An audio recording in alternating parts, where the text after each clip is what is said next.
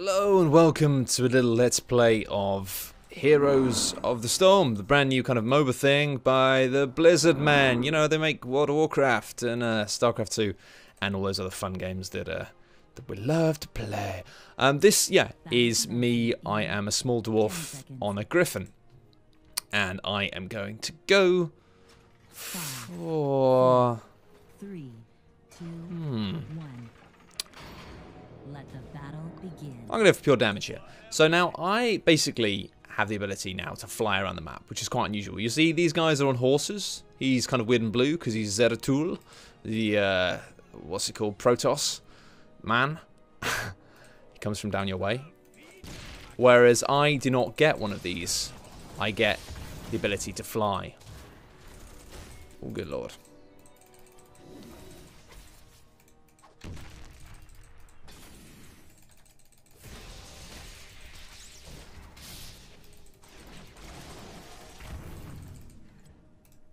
Just gonna get out of here just in case. Bit intense, bit intense. I've chosen to play against actual players here, which I may massively regret. Oh, good lord. Yes! I think we can get this guy as well. Cocky. But hey. An ally has been slain. That actually really paid off. I'm going to go home. Get some health. So, yes, you'll notice here that basically the way this map works is that you get golden chests appearing, you bash the golden chests, you make the golden coins, and then you get money that you pay to the pirate captain. The pirate captain lends you his pirate ship, and then the pirate ship bombards their base with cannons, which means often you will actually end up winning this. Often you will end up winning this match without actually ever really getting to their base, which is strange, because it's kind of like you don't have to destroy that much stuff. You just sort of like win. But you'll notice here, basically, there's a bit of a skill element with hammerang, because you throw a hammer, and then I can move around to make it follow back in a certain way. And I'm going to start, in fact, maybe doing that even more. Yeah, so I'm going to go wild hammer here, which basically means with these upgrades, you start off, when you first start playing the alpha, you can only choose from 2 upgrades every level, because it wants to kind of hide a lot from you, to kind of make sure everything's kind of really simple. But as you go on, it does basically open up brand new things that you can do. And a lot of those are kind of a bit more skilly. So you got one of my favorite upgrades for this guy is I can basically tap Q to throw the hammer, but then tap Q again and make the hammer explode. And it still flies back, but it basically means it does like slightly more damage to that dude. Bit concerned about all these allies dying. Don't die, chaps. I don't like it when you die.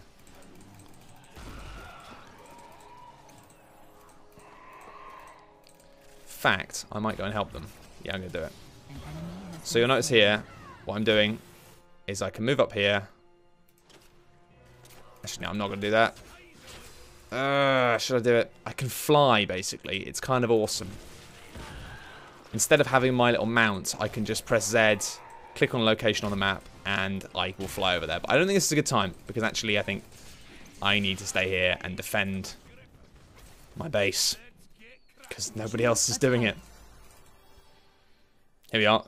Boomerang. Activate again for additional damage. So I kind of like the way they've done that with the characters. It basically means that you can choose, if you're not very kind of good at the game, or you don't really feel confident, you can just choose like really simple passive abilities, which you can then basically invest in. But if you kind of feel like you want something more, see I kind of made that explode, there's more damage, you can effectively add extra buttons, you know, which is kind of nice. An enemy has been slain. An ally has been slain. Hey, he's back. Hello, invisible buddy, on a horse.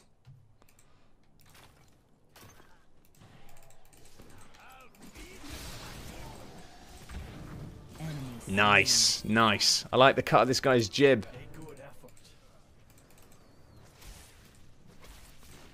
An enemy has been slain.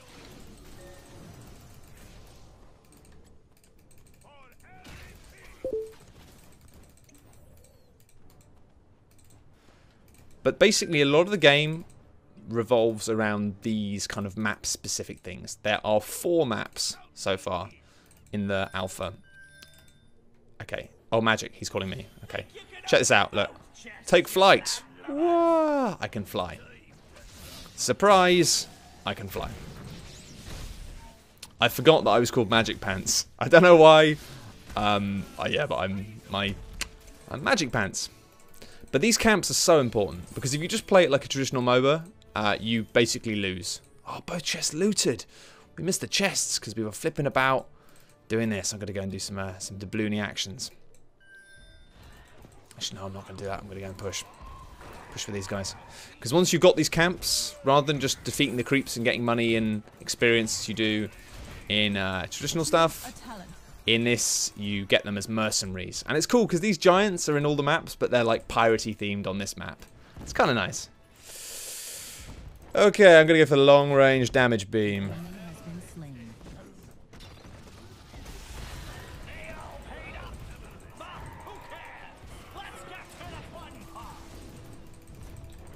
An enemy has been slain.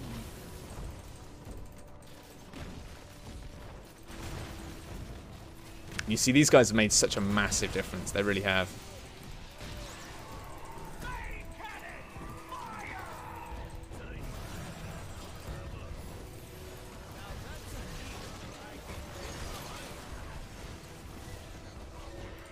Oh, why did it lose my target there?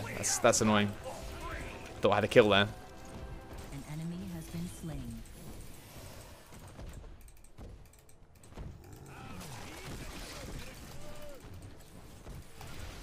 That's got to be a kill, surely. Oh no, maybe not. I'm being cocky though.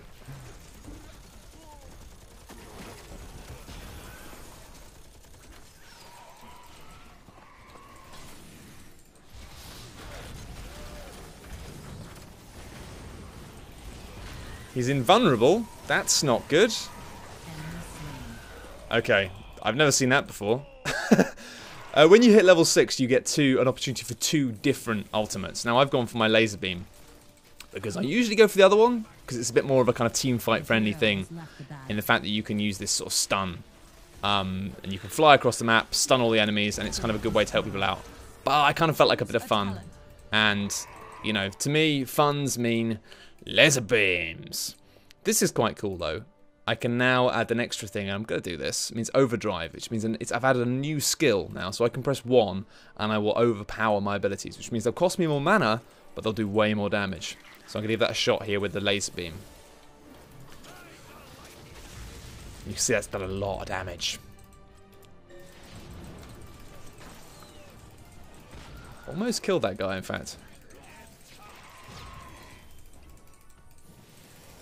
Unfortunately, we've got a ghost ship attacking us. And you've got to be really careful with that, because if you don't pay enough attention to the objectives, you can lose the game so quickly. And this one, you lose the way in a really kind of strange way. You often don't even notice that you're losing. You just, all of a sudden, your base is dead because it's been hit by way too many pirates. Killing spree.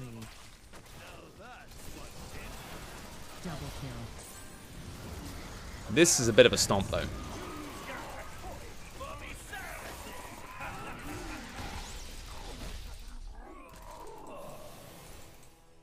Bit of a stomp. Because it's funny, one of the ways they've done this, basically, is they want to have, like, quick, fun games that is, even if you're losing really badly, you're out of the game within no time at all. It doesn't want to waste too much of your time. And you know what? I've got a lot of time for that. I'm a big Dota player. I play a lot of Dota. And I'm not going to stop playing Dota. And the thing I have is, it doesn't matter whether or not you play League of Legends or Dota. Chances are you're not going to play both, because they're so similar that investing more time in something that's just basically the same, but not the same, you're just not going to do it. So I like the way that this is different in lots of ways. Boom! Explodey hammer.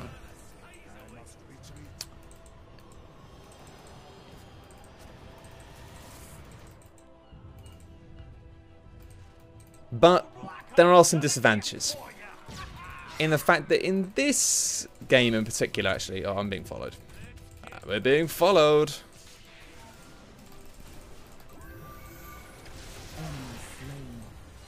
in this game in particular, I don't know who, like, I don't know what happened in this game. I know that me and the guy on the bottom had a really good start, really strong start, really happy with that. But I don't know if the other lanes maybe did a bad job on the other side of the team. So it's this thing of, we had a really strong start, and then maybe at the top they had a strong start as well. I don't know. But sometimes I've been in games where you have a strong start, but then if the other side have like a really, really, really bad time, and you're doing fine, then you still lose the game. Because basically, the whole system now, with the way the leveling works, means that, as you'll see here, as we level up as a team rather than individuals, it kind of means it's not really fair in some ways. So I like the fact this guy, he comes back to life. Like, when he's dead, he's basically remains a ghost for like 10 seconds and he can keep casting spells. It's kind of cute, and it makes him a perfect kind of newbie character. I may have already said that earlier. Apologies if I did. Anyway, we're level 17, they're level 12, which basically means this is a horrible stomp. And unfortunately, it also means that there's no real way for these guys to turn it around, which I think is a bit of a shame. Because I like the fact that, my favourite things about MOBAs is the fact that you can turn it around. Often, you don't see that as well. When you first start playing these games, it feels like sometimes it's very one-sided. You feel like you've lost and you just want the game to end. And a lot of people who play these games complain about them because it's like, well, it's really annoying, you've got to hang around and wait while you just want the game to be over so you can go play another one. But obviously once you get a better understanding of the game, you realise that you can often put it back. And somebody having a really strong early game doesn't necessarily mean that you've lost the game forever. Zappity-doo-dah. Got to be honest, I don't want to shoot my own trumpet here, but I'm quite... Oh, there we are. I was going to say I'm having a really strong game. But I was having a really strong game. I think that's my first death, though, so maybe my second. I don't know. But you see, map control is so important. Map control is important in all MOBAs because, generally speaking, map control means vision and also means access to some resources. But in this, it's insane because it's like, if you've got the lanes all pushed and you've got them on the back foot, it means that these things that you can activate, whether it's the ghost ship, whether it's the underground mines full of zombies, or whether it's access to the cursed runes and the cursed hollow, they win the game so quickly and so effectively. I mean, the damage this pirate ship does, have a look at it. It's so much damage. Like, that one pirate ship destroyed that fort at least, and may have actually, I don't know, it wastes stuff. Absolutely wastes stuff. And so you really have to go for them, and if you can't go for them, then you're kind of screwed. And that's kind of the way the game works. It's really that simple. All this stuff is kind of a bit of fluff, like the lanes, pushing them down. These standard troops are just useless. They take a while to kill, but they're not really useful for anything. It is very much about getting the mercenary camps, getting the objectives, and just being really efficient. And actually, if you have a team that works together and gets all these things, then you just monster them. And actually, that seems to be what's happening with this game, frankly, is everybody vaguely knows what they're doing. But if you don't know what you're doing, then you've still got a big problem. And I think that's going to be really hard to communicate to people as well, because if people come into this having played other MOBA games, they're going to struggle, because if you start to play it like that, you fail. It doesn't work. You have to play it differently. Laser beam!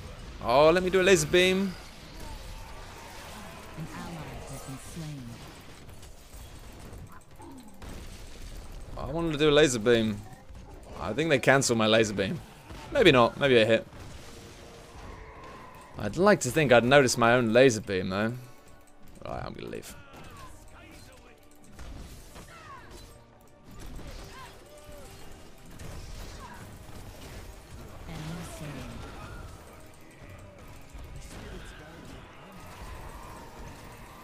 I said I was going to leave. I changed my mind.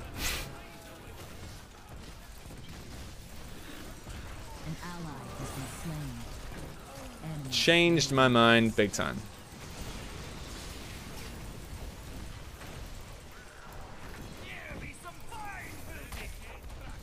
This is the one point in the game where teams can turn it around, because the damage this thing does with the zap is just obscene. It does so much damage. And it's frustrating because you can't turn things around, really. I mean, they've turned around slightly, getting themselves up to 16, 19. But generally speaking, You just can't. Like, if the other team has a strong start, then the game is basically going to be over at some point soon. Which is, there's good things about that and there's bad things about that. I think it's a shame in some regards because it means that there's a tendency, especially with League of Legends and the whole thing of having a surrender button, is for a lot of people to maybe surrender a bit too early and say, you know, we've lost this, give up, GG. And just have games that end quickly because people give up. And I kind of like the fact they haven't done that in Dota. There are occasions when I wish they had the surrender button, but largely I like the fact that if you know what you're doing, you can turn any game around. And I've had games where, like, we've been so screwed, but we've managed to turn it around. And I kind of feel like the answer to this is just making it so it's so difficult to turn things around that people aren't too concerned about just giving up to a degree.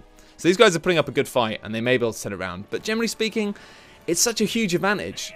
Because you've got the team leveling, it means that you can't pick people off. Usually on a team, you'd have maybe one person who is quite weak, and you might be able to go and pick them off. But you can't do that here, because we're all level 20, and they're all level 16.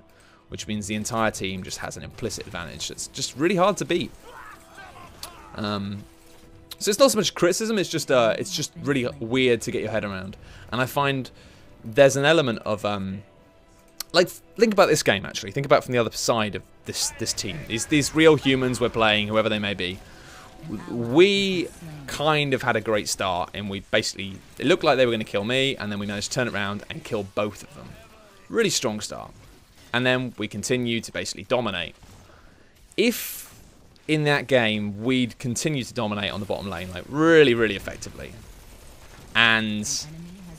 the other lane had, like, done really well, but not done well enough to get, like, serious kills and all that stuff, then they would have been kind of screwed. And I've had games of this. Hooray, we won. I'll just take a moment to say hooray, won. I think that was that might have been the pirate cannon, actually. That's what I mean. This one's a subtle one. You don't notice it winning, but it does. But, yeah, it can be frustrating sometimes. I've had games where I'm laning with somebody else. We're having quite a strong lane. We're not getting many kills, but we're having a good time. We're not getting killed. We've got good control. And then somebody on the top lane will be dying so many times that the other team very gradually gets a really substantial advantage. And you come to a point where you're losing the game because somebody on the other side of the map... And no, not losing the game, because often you will lose these games. And that's the way it works. If one player is very bad, you'll probably lose. However... you've got a chance as an individual to turn things around. And there's something about the fact that sometimes you can be playing a game and you have somebody on the other side of the map who, because they keep playing badly, you're now unable to defend against the people who you're playing against in your lane. So it has this weird disconnect because you're like, well, why? Because I've done really well here, so why am I suddenly being punished? So I guess the difference is in the fact that the removal of the system, it helps in some ways because it means it doesn't punish players for making stupid mistakes as harshly as it would do in other MOBAs. But at the same time, removing the environment where rock stars thrive and where rock stars, you know, want to play a certain character. They want to be the heroes and they want to be the guy who storms ahead and gets millions of kills.